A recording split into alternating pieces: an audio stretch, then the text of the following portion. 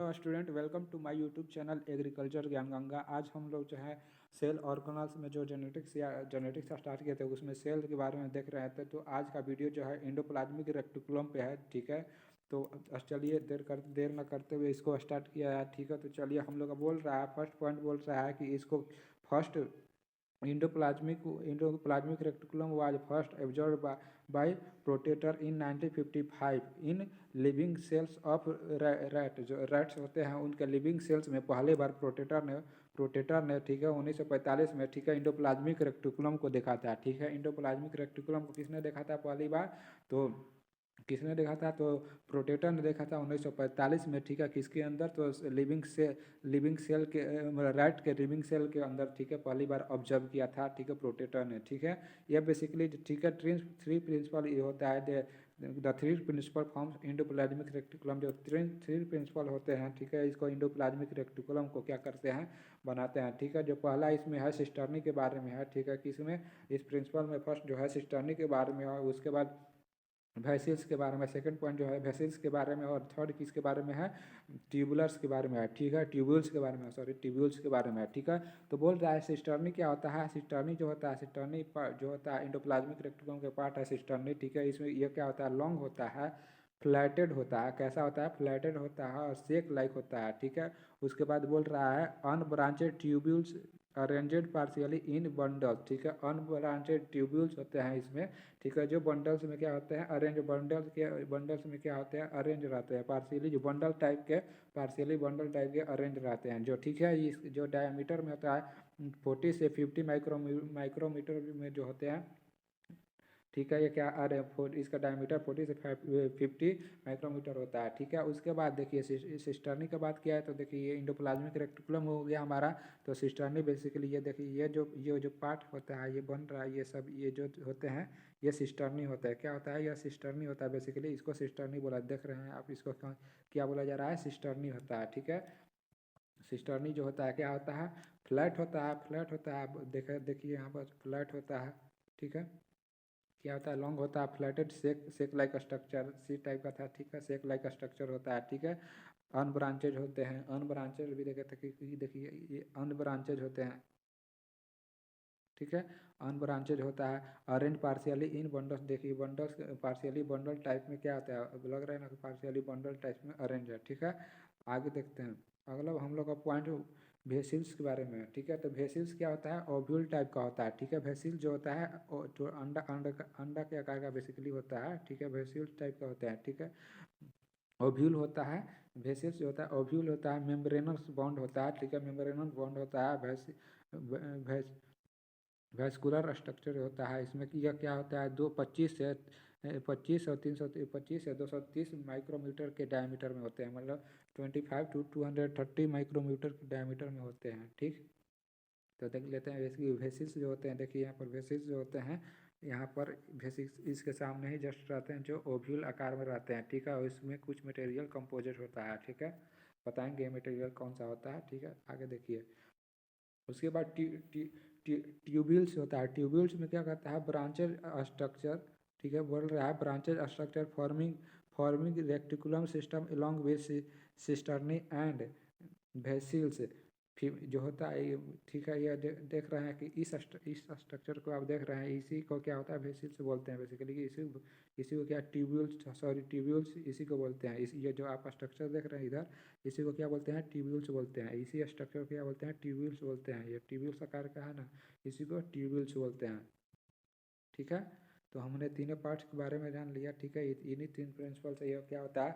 Endoplasmic reticulum बना रहता है। all the three forms endoplasmic reticulum are bounded by a 50 angstrom thickness single unit, ठीक है। जो सिंगल यूनिट 50 एंगस्ट्रॉम का सिंगल यूनिट से सभी रेक्टिकुलम जो होता है बॉन्डेड होते हैं, ठीक है। बॉन्डेड होता है, ठीक है। जिससे क्या होता है? मेम्ब्रेनस होता है, और जो किस चीज़ का होता है? लिपोप्रोटेनियस नेचर में होता है, ठीक है। कैसा नेचर में होता है वो? लिपोप्रोटेनियस नेचर में होता है।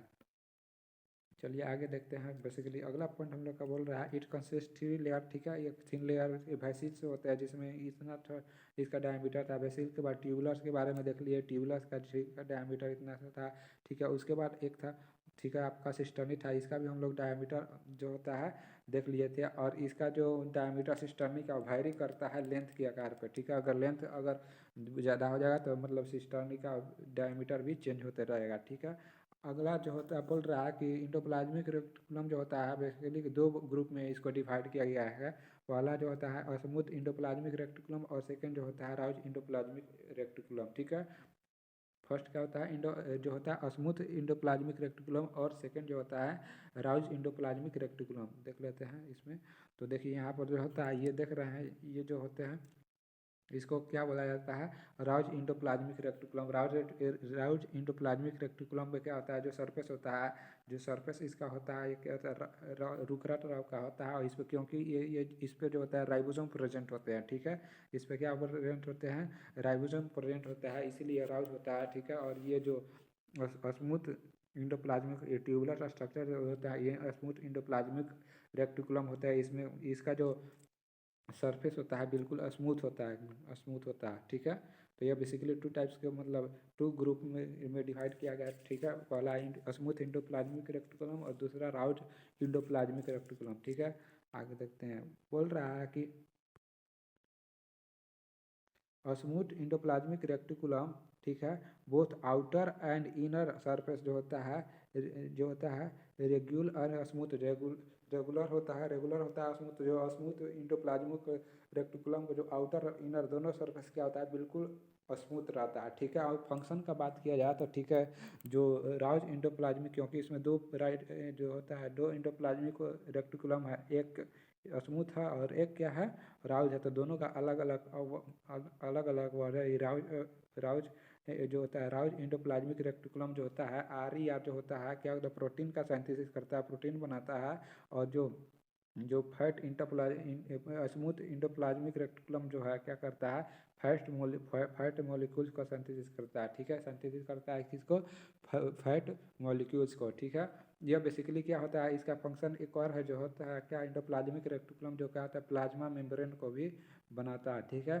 प्लाज्मा मेम्ब्रेन को बनाता है, ठीक है। इसमें जो इंडोप्लाज्मिक रेक्टिकुलम जो ठीक है जो प्रोटीन और लिपिड बना रहा है, तो ये कैसा प्रोटीन और लिपिड जो होते हैं हार्मोन और एनर्जी की तरह वर्क करते हैं। किसकी तरह वर्क करते हैं, तो हार्मोन्स और एनर्जी की तरह। देख लीजिए तो क्या कहता है, यह स्ट्रक्चरल क्या प्रोवाइड करता है, मेन फंक्शन ये है इसका स्ट्रक्चरल बेस प्रोवाइड करता है। हमेशा याद रखिए कैसा कैसा बेस प्रोवाइड करता है, तो स्ट्रक्चरल बेस प्रोवाइड करता है, ठीक है। किसके लिए, फॉर सिंथेसाइज ऑफ प्रोटीन को सिंथेसिस करने या प्रोटीन को बनाने के लिए क्या स्ट्रक्चरल बेस प्रोवाइड करता है in certain types of hormones lipid and phospholipid. सेब सेब क्या होता है सेवरल इंजाइम मॉलिक्यूल्स को भी करता है, सेवरल इंजाइम मॉलिक्यूल्स का भी सिंथेसिस करने के लिए स्ट्रक्चरल बेस प्रोवाइड करता है, जैसे ग्लूकोज 6 फॉस्फेट हो गया और एटीपी हो गया हमारा, ठीक है। It is act as a source of nuclear membrane material during cell division. तो सेल डिवीजन जब होता है, सेल डिवीजन के दौरान ये क्या करता है इंडोप्लाज्मिक रेक्टिकुलम का फंक्शन जो है कैसा होने लगता है, न्यूक्लियर मेम्ब्रेन्स के सोर्स की तरह एक्ट करने लगता है, ठीक है। It protect cell from effect by detoxification, ठीक है। डिटॉक्सिफिकेशन के इफेक्ट से क्या करता है, यह सेल को प्रोटेक्ट करता है, ठीक है।